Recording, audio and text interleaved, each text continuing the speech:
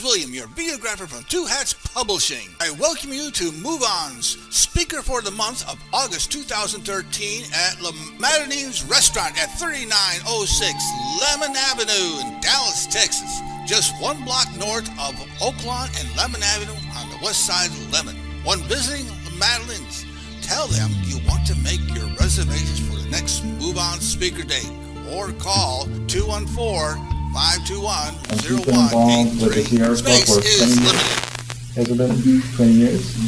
And ever since I came on the scene as an activist, she was there on the clean air process for the North Texas region, finding the coal plants, fighting fracking, and recently in the past couple of years, fighting the Keystone Pipeline and resisting the Seaway Pipeline.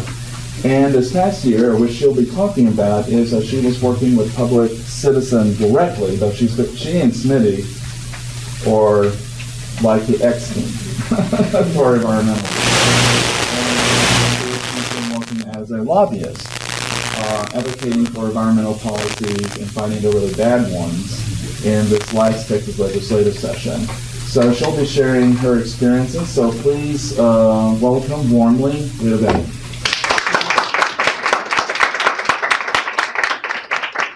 Remind me to pay him later. Or if I keel over one of these days from dealing with politicians, I'll have him give my eulogy. I'm also going to have my husband come up and speak because he's quite the politico himself, David Griggs. A lot of you know him. David also teaches political science besides being politically involved in the legislature and teaching at Brookhaven. So he knows a lot of inside baseball on some of the races that we've heard about. And I'm going to talk about some of the inside baseball I know about races having to do with the main subject that I work on, and that's energy and tar sands. For the past 3 years, I've worked with Public Citizen, primarily working with landowners and folks along the Keystone Pipeline route, the Seaway Pipeline route, which is closer to our backyard. And now that Pegasus has ruptured in Arkansas, we've researched that and have now seen that the Pegasus pipeline comes into Texas up by DeKalb on the border and crosses over to Corsicana and goes down to Nederland. And that pipeline, not unlike Seaway, has had a permit since 2008 to actually be twinned or have a second line. Only it's at least 60 years old, so it's kind of hard to develop a new pipeline next to your easement when everybody's built their subdivisions, their hospitals, their daycares around it.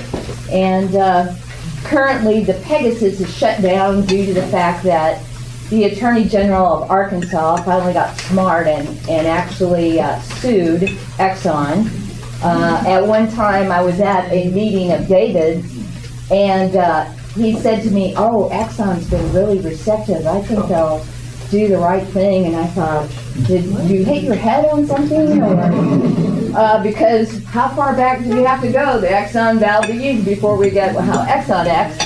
And he and the Department of Justice have now sued Exxon over state and federal violations on the Pegasus line, and it is currently shut down until further notice, which I'm pretty happy about.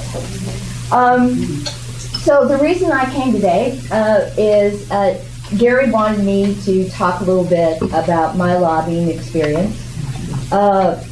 I've been a volunteer in the environmental movement since 1995 when I heard Schoenbeck's name come up, when I worked with Schoenbeck and others on the cement kilns over in Midlothian, trying to get those shut down on those wet kilns.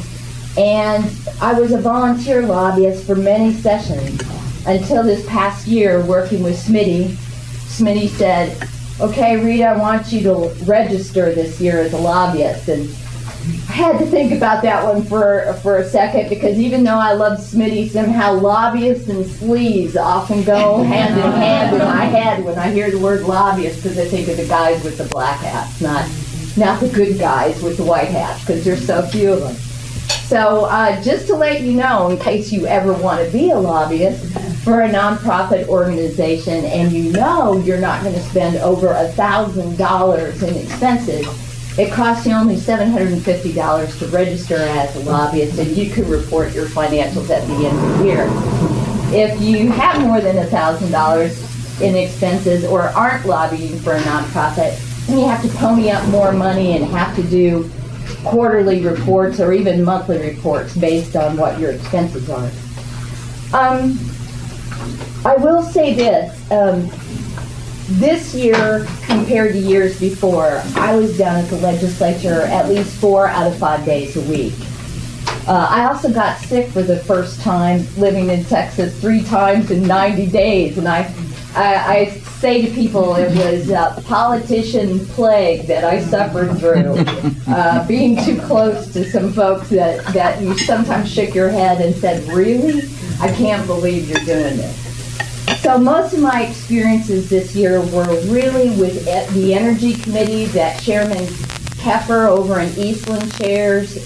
Jim Keffer actually is a pretty decent Republican, I think, to work with. He actually cares about safety, which I can't always vouch for everybody else on that committee, including Tom Craig, who advocates for his daughter while he serves on that committee.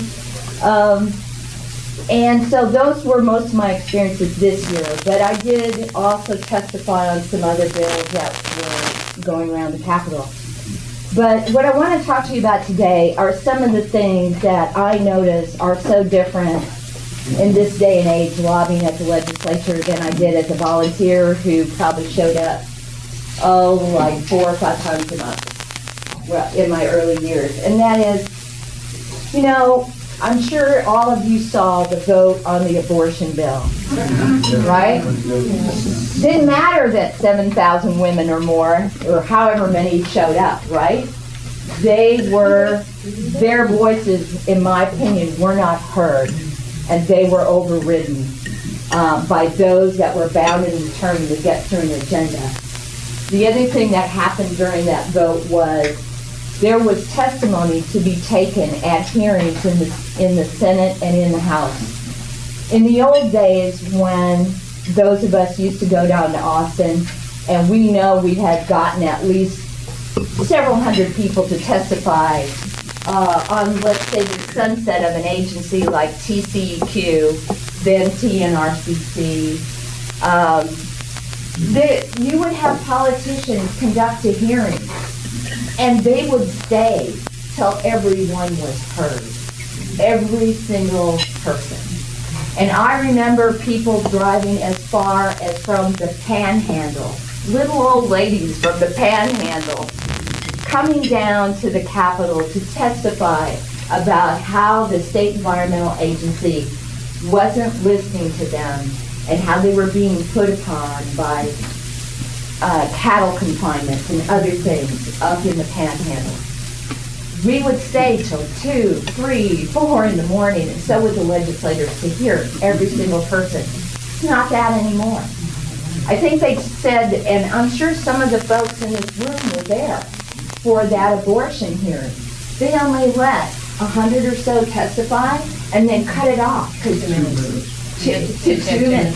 And see, that also changes from hearing to hearing. I've been in hearings where if there's a lot of folks, they'll only let 3 minutes happen. And I've seen one where, like you just said, that were only 2 minutes. I've seen some chairs of some committees, like Chairman Oliveira of Business and Industry in the House, just let people talk. He didn't cut them off unless they were rambling and just went on and on and on. So that is a big disappointment as far as the democratic process, because I believe if you drive all the way from Dallas, the Panhandle, from Austin, you should be able to testify because it's the people's house. And that's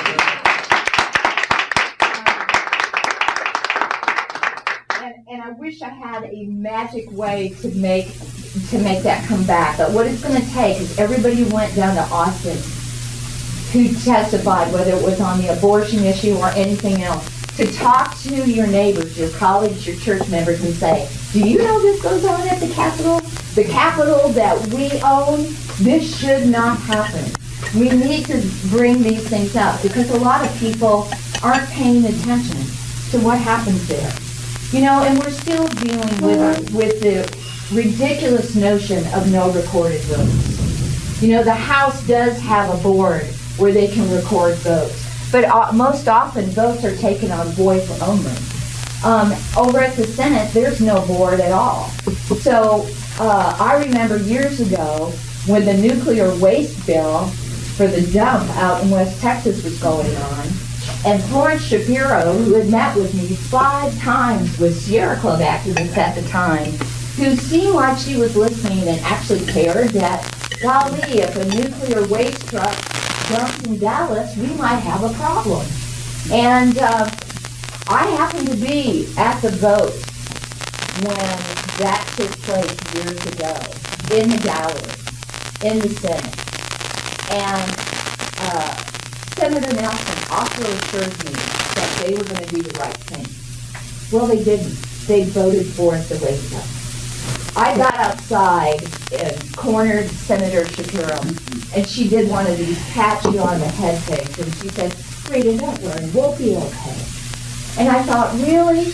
You had us meet with you 5 times, and if you weren't going to do something, can't you just be up front and say so? I mean, well, I'm not 5 years old. And that's some of the things, some of the stuff that you see that goes on. So that obviously needs to be remedied. We need recorded votes, and we need transparency when it comes to votes on the floor. I'm going to give you some insight to my experience being on the Energy Committee. Most of the things I've covered in the past have been cement kilns, coal plants, reservoirs, all sorts of things. But never before have I ever lobbied so much on energy. So my experience was every Wednesday, we usually had an energy hearing at the Capitol. And for those of you who may have gone down and wondered where they weren't even in the Capitol. They were down the sidewalk at the Reagan Building. Now, you either had to know how to look that up on the legislative site or on one of the confusing billboards in the catacombs of the Capitol. And of course, they always happen after adjournment. Most often they start around 4 in the afternoon, and usually they go no later than maybe 10 o'clock. But I also noticed that they didn't take folks in the order that you signed up. If you haven't been to the Capitol this year, on the House side, you can now sign up for a hearing on a little computer panel. And you can say yay or nay for the bill if you want to testify or not on the bill. And you think people are going to go up in the order they signed up. Well, that's not true. Why do I know that? Well, I noticed too many times Smitty and I and the white hat guys at an energy hearing talking about pipelines, we always got called up first. And the Pipeline Association always got called up last. And I'm like, wait a minute, I purposely waited till the hearing started so I could testify behind them and get the last word in, right? Well, somehow that never happened. And I know I didn't sign up for it. So just know that if you sign up to testify, that magically you may get pulled to the front of the line when you purposely wanted to be at the back of the line. And that's just some of the cronyism that happens down at the list. The other thing I noticed when I was testifying on energy issues, and this also happens in other committees, is you'll come up to a critical vote. Like, as most of you know, the Railroad Commission that governs pipelines was up for sunset. It only happens once every 7 years.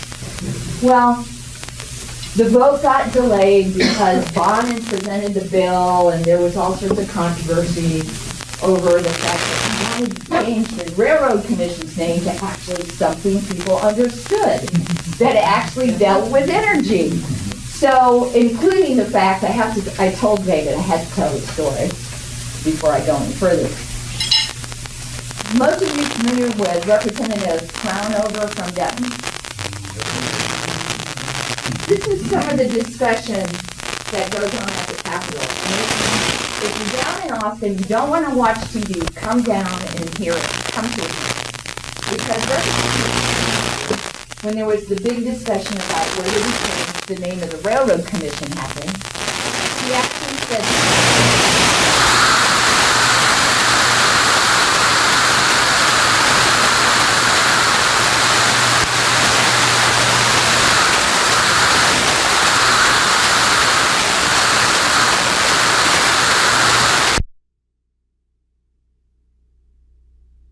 a number of things. She said, now you know the Railroad Commission's name is kind of novelty, right? It's historic, even though they don't govern railroads anymore, right? And that, but the next thing she said when the discussion over the Railroad Commission was going on was this. She said, now look, if we change the name of the Railroad Commission, how would our friends in Norway and Saudi Arabia know it? And I had Sharon Wilson, who worked in trafficking on one side of me, and the former mayor of the who owned shale tax on the other. And we all looked at each other like, did she just say what I thought she said? She actually did.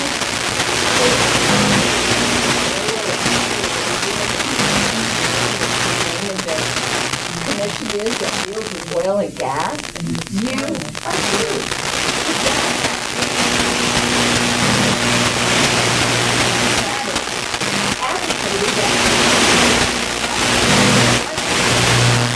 His daughter, Christy Craddock, only sitting 20 feet away, he was the Railroad Commission.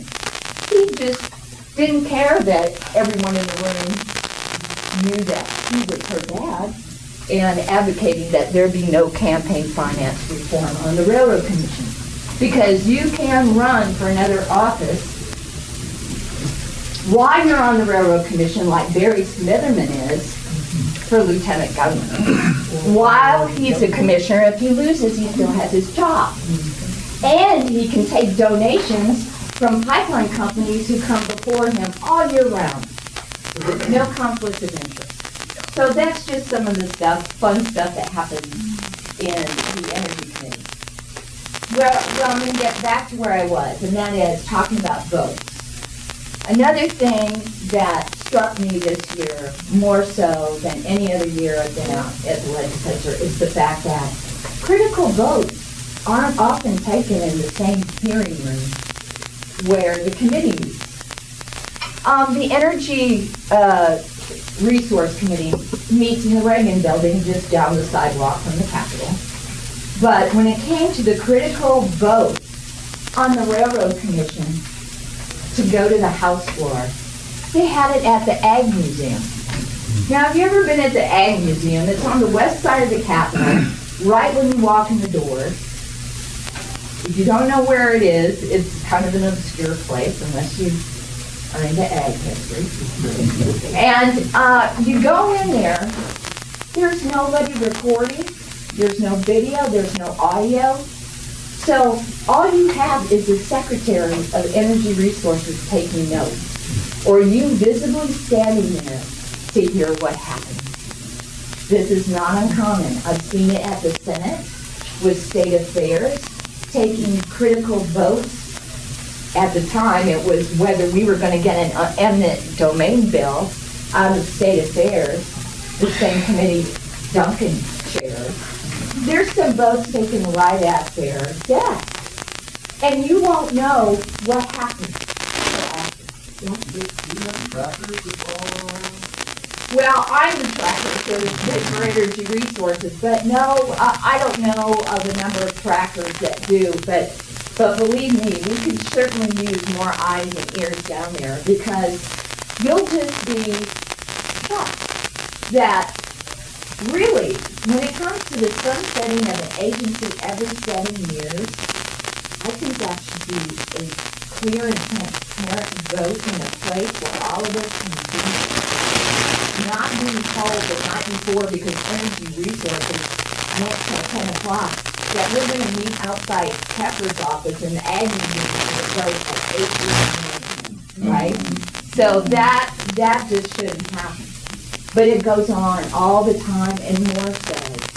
I even read, some of us, when we're there every day, we can pull up the conservation days and the legislative website. I even saw votes that were supposed to be taken from the steps. And I can't even tell you what they were saying. Huh? They literally, when they say go to state affairs to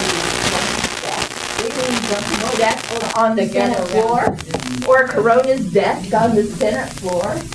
And how are you to know when they're huddled up, how they're voting, right? You're not going to know.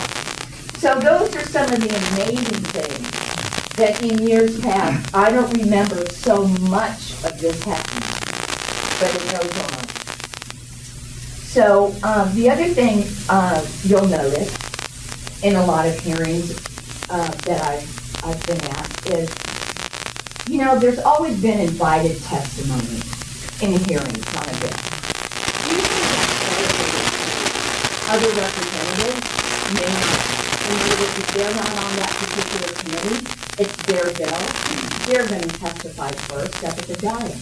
But lately, I've noticed the chemical council is invited first to testify, and the chemical council even acting like their good pal with Frazier, the chair of natural resources, and actually acting like, well, Senator Frazier, we talked about how we wanted this bill to work, and it's so clear that the bill was written by the chemical council. I mean, just amazing, the collaboration, and they will stack up these teams of people to testify and relegate the public to the back of the bus. And I just don't think that's right. To an extent, if you need experts to testify, so everyone in the room understands how the bill reflects upon law and how it's executed, that's one thing. But when you invite layers and layers and layers of people to testify, hoping the public will leave and not testify, that's just not Paul?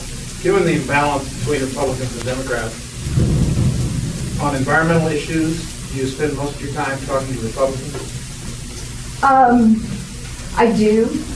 I will say that there are some moderates that I consider at the legislature people you can talk to. Senator Duncan is a reasonable Republican that will buck his party if he needs to do what he thinks is the moral or safe thing. Senator Corona is pretty moderate and kind of a rare breed. Really,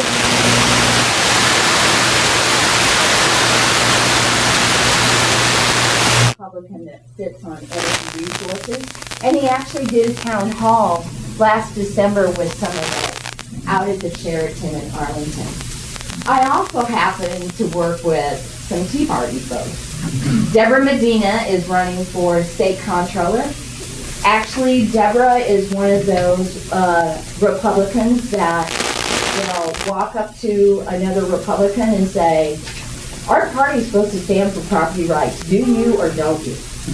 And she'll put them on the spot.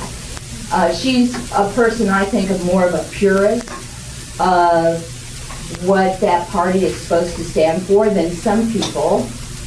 Like, for instance, I'm going to name one because he's running for comptroller, Glenn Hager, Senator Hager. For instance, Deborah and I actually went to his district the day after the elections last November, and we're down at Cuero, where off-venting of fracking makes you think you're driving through a Christmas light show. The torches and the flaring so bad. And the very first thing Senator Hager, along with Representative Morrison, said at that meeting, and Deborah Medina actually called for the town hall meeting, was, I don't know if there's anything I can do for you. To his own landowners in his district, related to companies like Kinder Morgan and other companies running all over their landowners with eminent domain with unfair compensation. Well, golly, guess who's running for comptroller after he carried the abortion bill and is the anointed one for the Republican Party for comptroller. It's Senator Hager. So it's kind of like pay to play. Yeah. You run across Alec much? No, Anything you can say? not here locally. Not, it's a lobby group. It's a lobby group. American Legislative Exchange Council. Yeah. The people, they do model legislation like Right. the Stand Your Ground law and other similar laws. Right. And they're very, very dangerous. It's a separate legislation for Republicans. The Tea Party But I will tell you who I do run into, and you need to check on their meetings on occasion, is the Texas Conservation Alliance. I believe I said that correctly. If you go to their site, you'll find about every conservative in the legislature on their list. If you ever go out to their meetings, the last one I was at, which Susan Cooper went to and some others went to, Steve Boone was speaking, interviewed by Barry Smitherman, and Susan Combs was there complaining about the sand dune lizard and the Center for Biological Diversity screwing up oil and gas in West Texas, and a host of conservative hardliners. And one of those hardliners that we've come to know as a hardliner is Stephanie Carter. Guess who's going to run for the Railroad Commission after many fundraisers by the Pipeline Association? Stephanie Carter. So know that she has long been endorsed and funded by the Pipeline Association and the Oil and Gas Association of Texas. Because she tried to carry water for them as well. Those, like I said, I mentioned Smitherman, I mentioned Stephanie Carter, and I mentioned the fact that, you know, we have so much inequity when it comes down to the legislature, and I don't want you to think, well, Gal Reed, I might as well never go down there again. It's that bad. Actually, it's when people show up that they take notice, because I'll tell you, at those energy committee meetings, they're used to seeing me, they're used to seeing Smitty from Public Citizen, who I work for, they're used to seeing Cyrus Reed, who's the lobbyist for Sierra Club, and they're used to seeing the League of Conservation Voters, amongst a sea of about 70 pipeline, oil and gas lobbyists. And it's when regular people come and speak that they pay more attention to. And we really do need people to stir the pot and raise attention. So know that I'm saying this not to dissuade you from coming, but that we need to lift our voices with our friends and neighbors and say, this shouldn't happen at our cafe. It shouldn't happen at our house. We own it. They should listen to us. Your experience at the microscope of all the others, I mean, I work for the American Society of Interior Designers, and this year they've been fighting the TDAE and the sunset thing.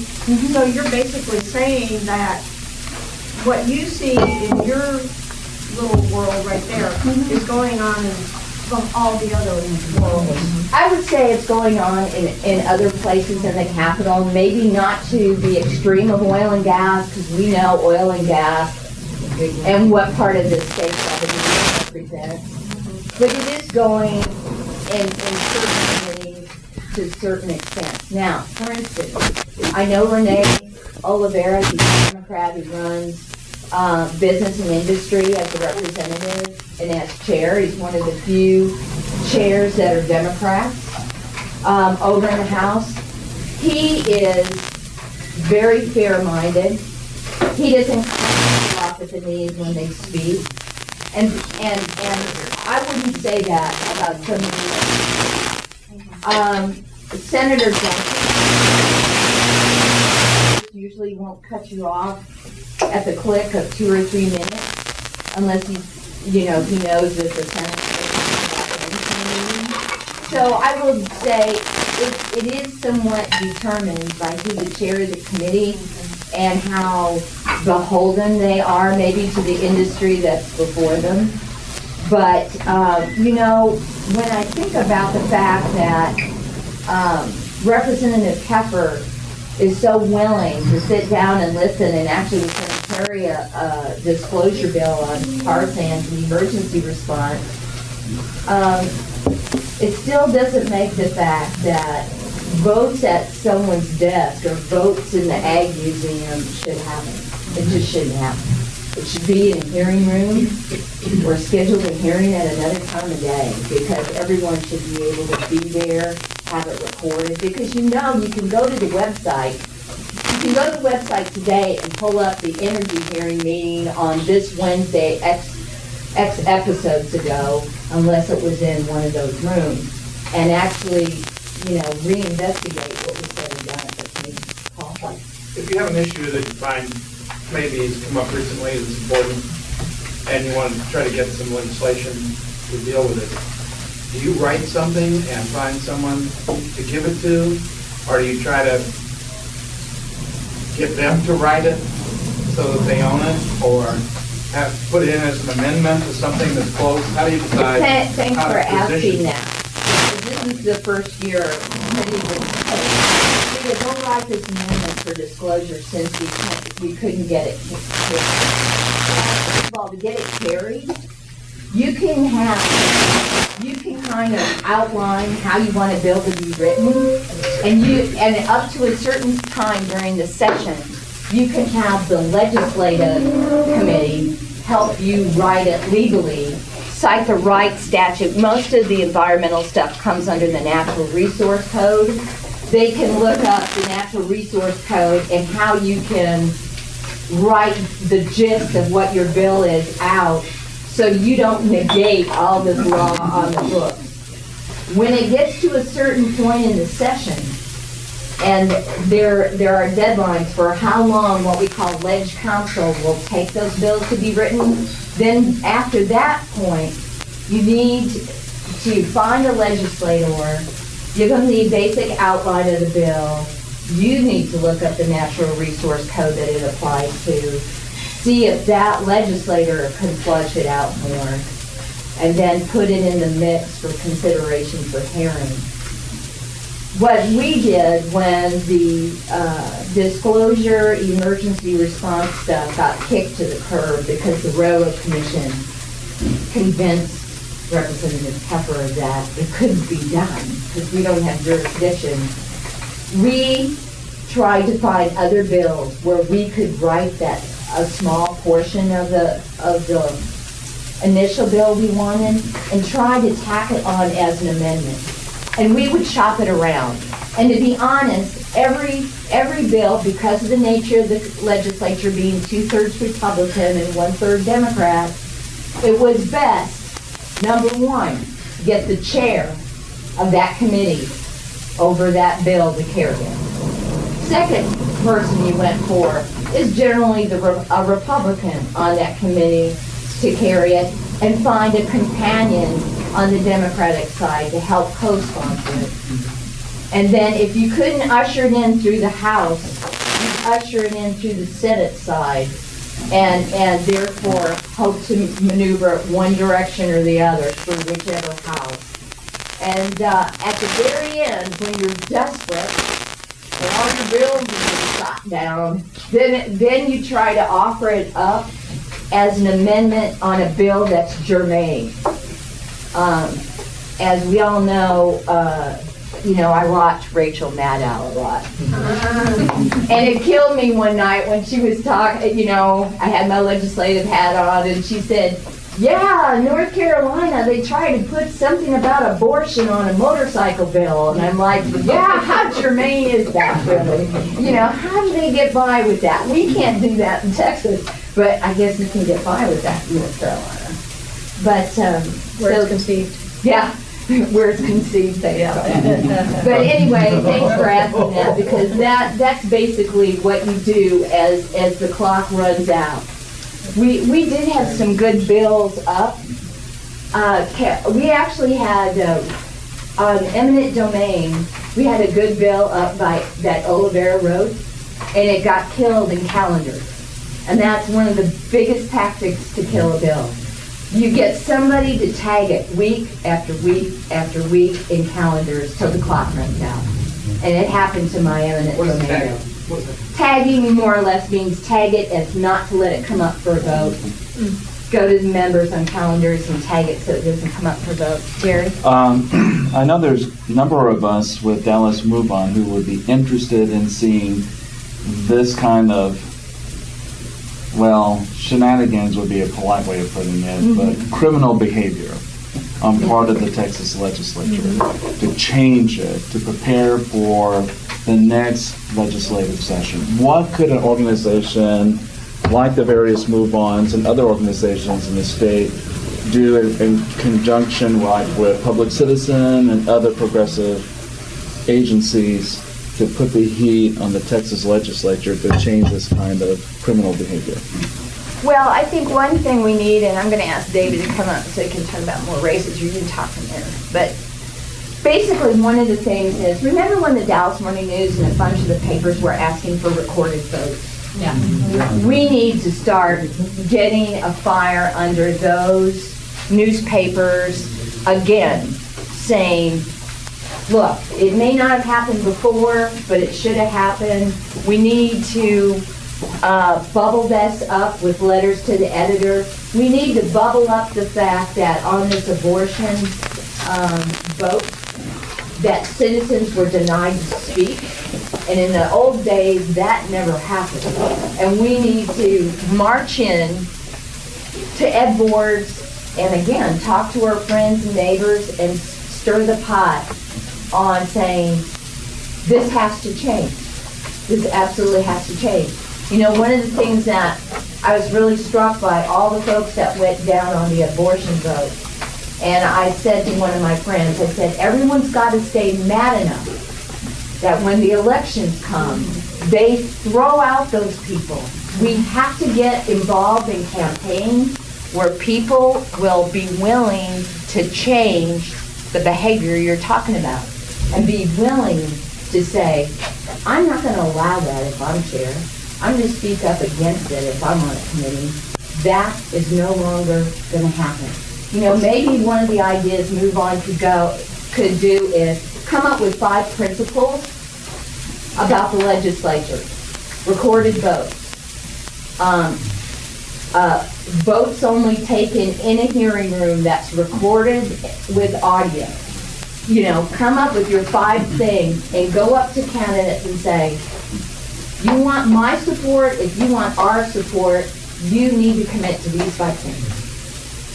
So right now, no votes are recorded, or you don't have to record any votes in the Texas legislature. Well, they're recorded, you'll find out what the vote is after the fact, but I'm talking about you're sitting there watching the TV or the little video thing on your computer, and oftentimes it'll be a voice vote where, you know, you'll see them raising their hand or whatever, but you won't know in that present real time what that vote is. You gotta find out later, and sometimes it's a lot later, what the vote was.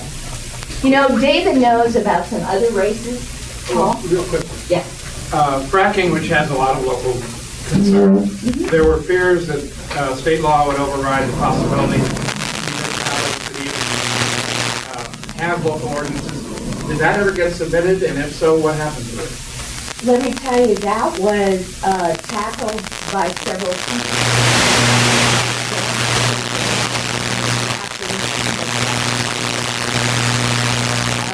Supported such a thing where cities could be sued over their setbacks, over their drilling ordinances and so forth. I was at the hearing the night he had to speak, and he couldn't even answer a quarter of the questions asked of him by the representatives on the ballot. It was pretty embarrassing, actually. And Southlake came, Louisville came, a number of cities came and testified. The Municipal League, which is sort of the lobbyist for all the cities in the state, came, and the bill got killed.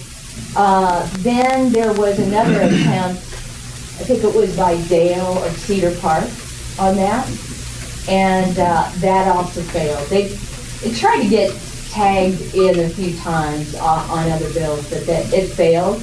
And so we are all very happy about that, because we all know friends that have worked on those committees to help get those ordinances done.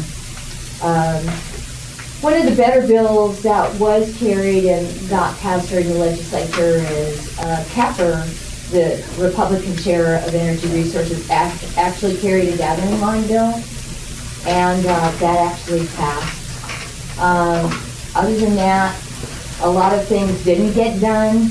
Another big bill we wanted done is, right now, if you're a fracker or violate oil and gas laws, you only get fined $10,000 a day for a violation.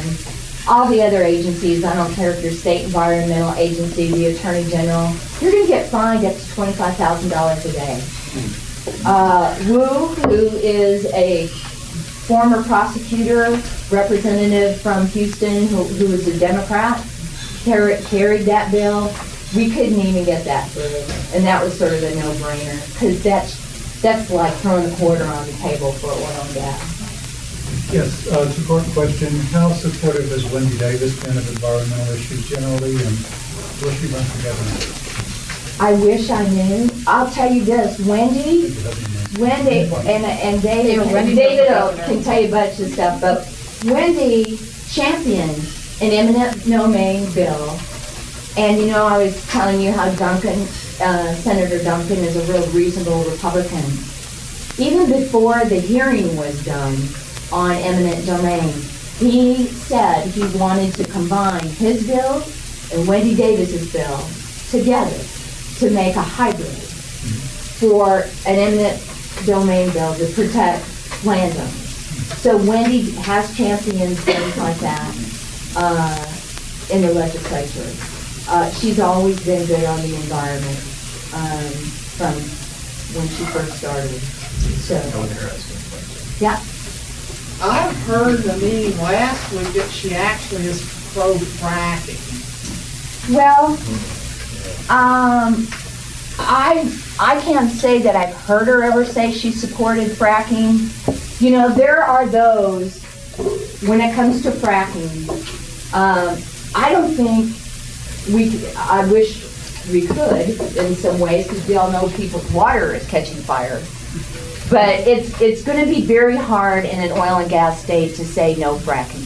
It's going to be very hard. So what we need to do is we're going to have to pass the safest bills we can on pipelines and so forth while we're waiting for the real studies. As we know, there's been a lot of studies out there to make it sound like fracking is fine, and it's not. We're going to need more of that to come in to actually get something done on fracking, but to my knowledge, Wendy's not anti-fracking. She probably has to be careful because of her district, but David, you want to pop up and say Sure, anything? how much more time do we have? And I want to Okay.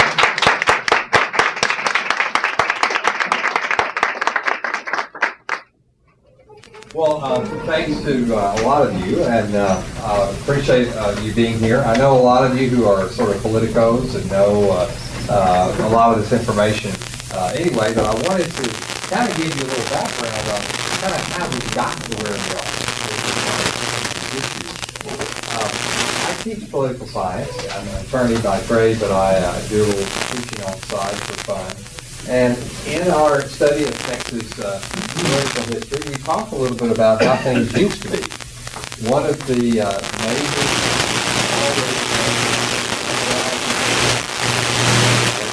back when the Democrats were in control for all those years, we didn't have a lot of partisanship. We had a lot of debate on various interest groups. Various groups had power, and the ones that had the power were the money interests and the oil and gas interests and all. And a lot of that has not really changed. But there was a big sea change in the 2002. You may remember that was the year that Tom DeLay and his group put all that money that raised a lot of money to help elect Republicans to the House in 2002. The Republicans took over the House of Representatives to make the basically the takeover of our state complete by the Republican Party. They own both the House and the Senate after that 2002 election. Prior to that time, there had been quite a bit of decorum, quite a bit of respect among members of the House and Senate, regardless of party.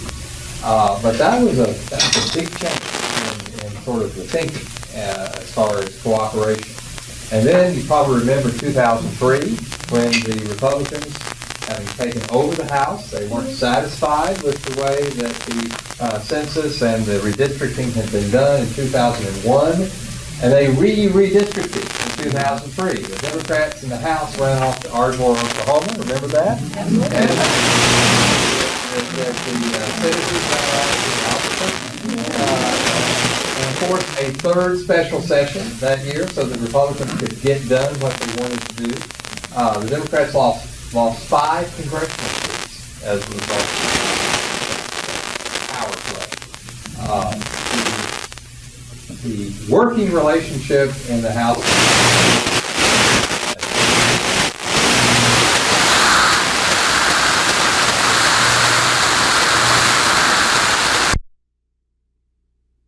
political debate. Even back then, we were having a lot of real partisan fighting in Washington. That hasn't gotten here yet. In 2003, that all changed. And so since that time, we have had brinkmanship and partisanship of the highest degree in Austin, just like we see now in Washington. It has seen for a long time. So that has been a problem because a lot of those people who were moderates have been defeated. Republican moderates have been defeated by more conservative Republicans, and a lot of those sort of moderate Democrats, particularly white Democrats and rural Democrats, have also been defeated by Republicans. And the Republicans who beat them were the ultra conservative. So now what you've got basically is a very, very extremely conservative Republican Party and a smaller Democratic Party of more progressive types. Okay, so you don't have as many moderate Democrats as you used to. Now, the positive, if you are a progressive, is that group of progressive Democrats are closer. They're more, usually they vote together much more than they used to.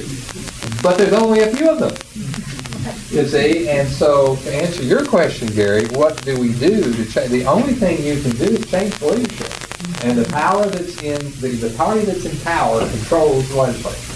The committee chairs and everything is dealt with that. Now, another thing that has changed over the last few years, Rita alluded to it a little bit about these alliances, especially among the conservatives. They are all scared to death that they're going to not be conservative enough to satisfy all these groups, such as ALEC, someone mentioned earlier, and what was it, Texas Conservative Alliance, I think you called it, the pro-life groups and the groups that want to do away with scientific science and education and that sort of thing. These are the social groups that have caused so much concern among Republicans that they'll get primaried by someone on the far right.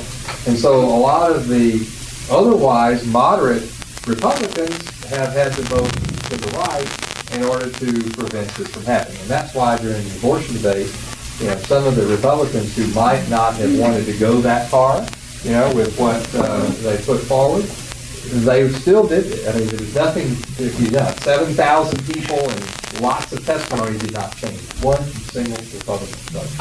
They continued to vote, and we brought 100,000 people down, and it wouldn't matter because they had to be beholden to those interests. So that's part of the problem. And if whichever party is in control when they do redistricting, which usually is the first session after the census, in our case, they do it anytime they want to, but usually it's in the 01 year, that's kind of critical. And in our case, because they redistricted in 2003, the 2002 election pretty much filled the decorum and the cooperation that Texas legislatures had always had. So those are some key issues. Now, I'm going to give you a couple examples of how this works. Dan Branch is running for Attorney General, and he was one of those somewhat moderate Republicans on the abortion issue that could have been persuaded not to go along with this train that they just dealt with. But because he knew he was seeking statewide office, he so much wanted to get that conservative vote. He wanted to out-conservative the other potential conservative candidates who were running for attorney general. And so he stuck with it, and he voted for all of those anti-choice votes that they took in the House.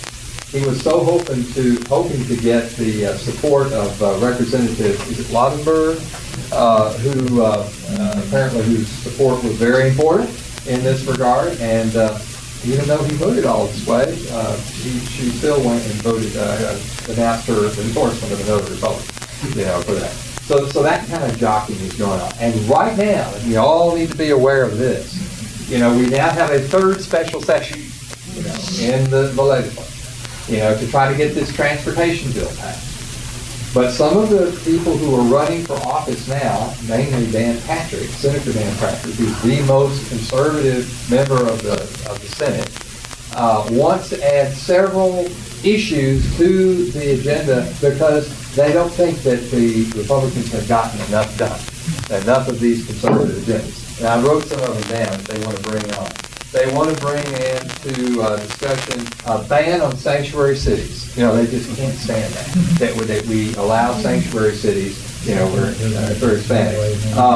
Guns on campus. They just can't stand the fact that kids can't take guns into the classroom to protect themselves.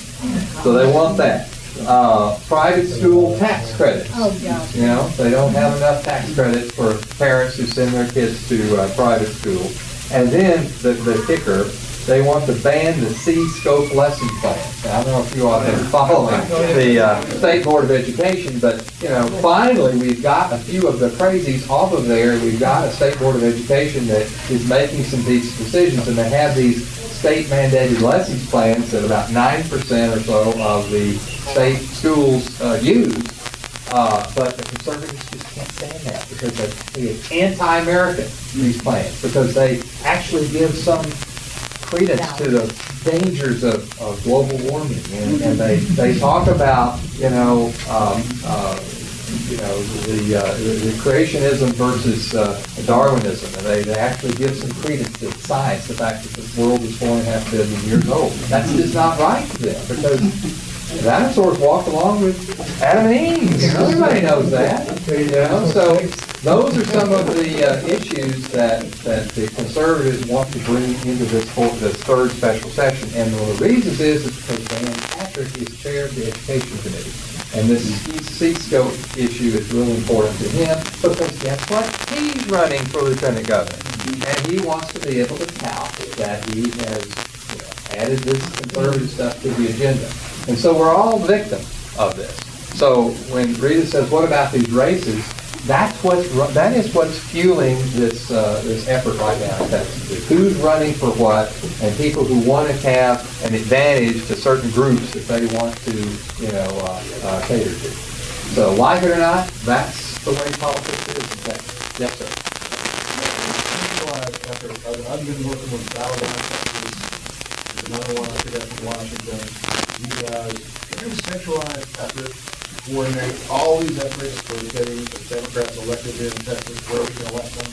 Is there any centralized group? I thought there would be a very high up group of people who were sitting in an office somewhere doing this. And to my knowledge, there is. Well, actually, I participated in a conversation in San Antonio, or at Alice in San Antonio, several months ago, earlier this year, where the background folks were there. The people from OFA, which is the Reorganized Obama Organizing for Action, which is what it's actually called now, which is getting the president's agenda taken care of. Immigration, the fiscal cliff and that sort of thing. And then some of these, the C3 groups, and the organizing groups, and right now the group that's trying to implement Obamacare, starting in October. And the decision was and the state Democratic Party, all were there at the same table at the same meeting trying to figure out how can all these groups work together.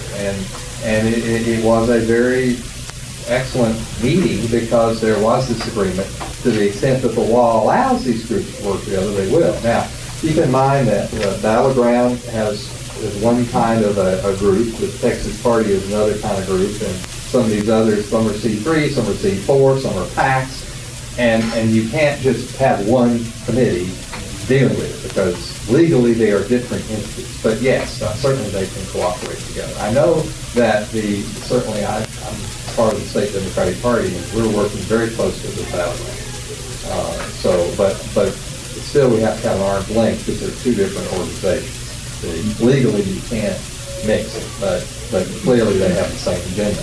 So really what you're saying, and as was mentioned, we need to go over on the 17th and be able to register. I remember one of the groups I was with, DPW, Business and Professional Women, several years ago, I was registered as be able to get people registered.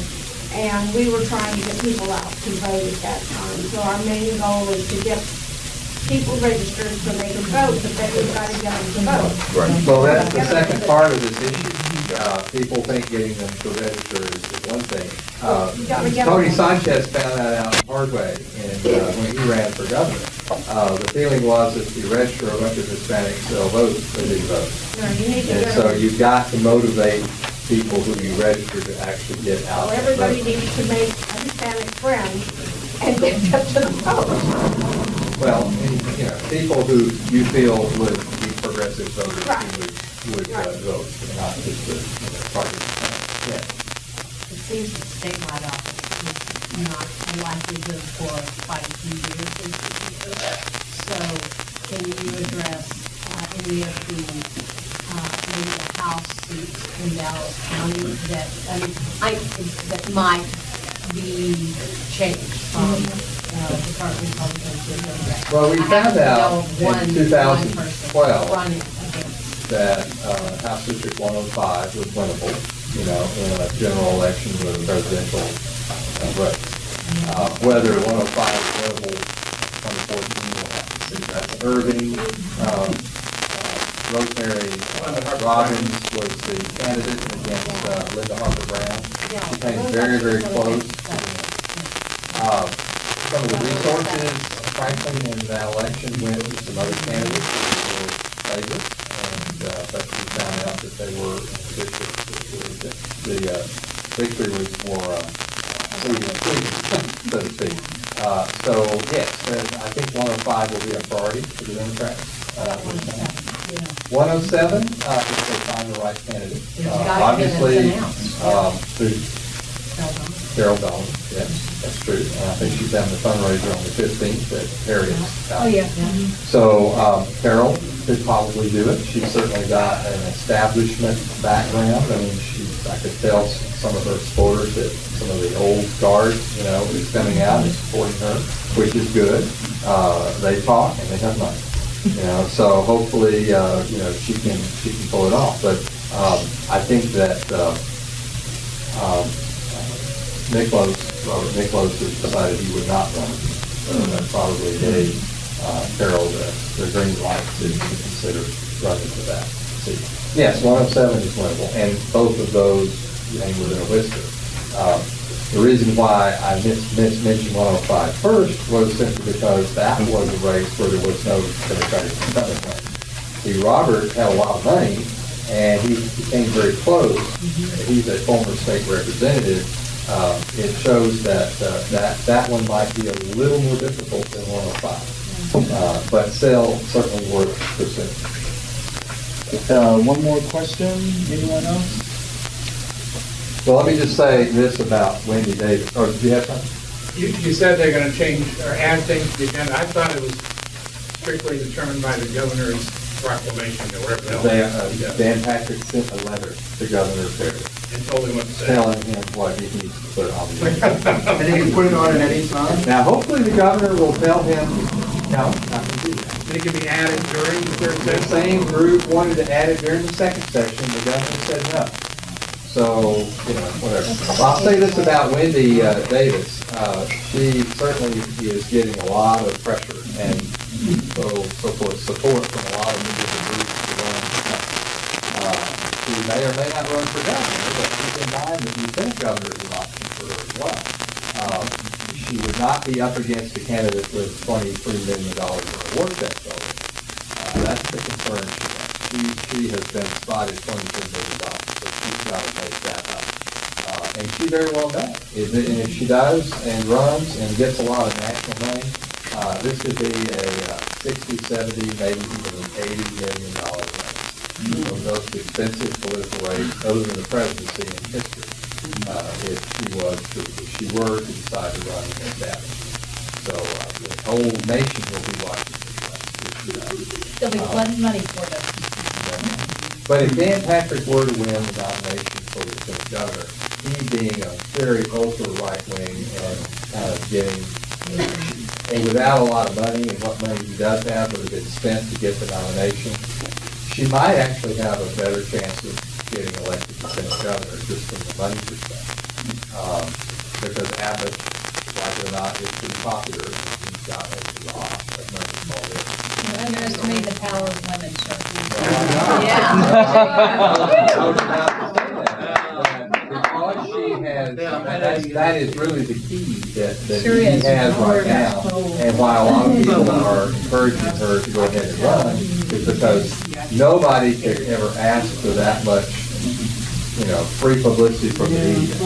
What she was able to accomplish was absolutely phenomenal. And the Republicans were caught off guard. 7,000 or 8,000 people outside the Capitol, and the Capitol filled with people. They didn't expect that, because they have blinders on. They see their constituents, and they know what their folks believe, and they didn't know that we would come out like we did, to support Wendy. Warmed my heart, inspired. I said, hope other activists will be inspired, Well, I think within a month, she's going to make an announcement. And she told this weekend a group in San Antonio that she was going to make an announcement that she thought would make people happy.